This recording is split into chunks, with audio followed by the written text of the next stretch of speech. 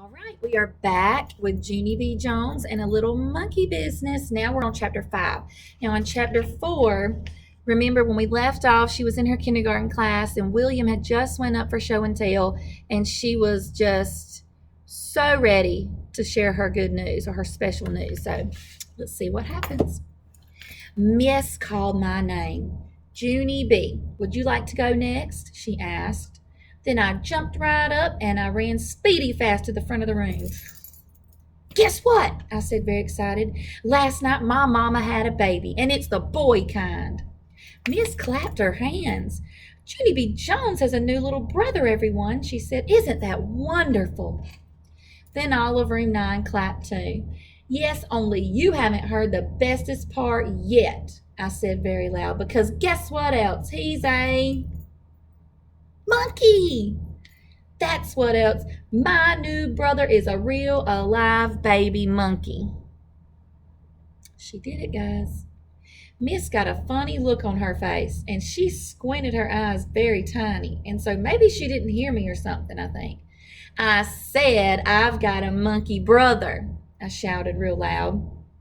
Then that mean Jim jumped right up from his desk and he hollered, Liar, liar, pants on fire. No, they are not on fire, Jim, I said back. I do too have a monkey brother, and you can ask my Grandma Miller if you don't believe me. They're dipping from each other's buckets. They're not very nice. Miss raised her eyebrows way high on her forehead. Your grandmother told you that you had a monkey brother? She asked me. Yes, I said. She told me he has long fingers and toes and has lots of black fur all over himself. After that, Miss kept on looking and looking at me. Then she just said, time for me to sit down. There's Miss. There's Junie stomping her foot because she's getting upset. And there's Jim. They're fussing back and forth, dipping from each other's invisible buckets because they're being ugly to one another. Not what we should do. Yeah, only I'm not done telling the children about my monkey brother yet, I explained.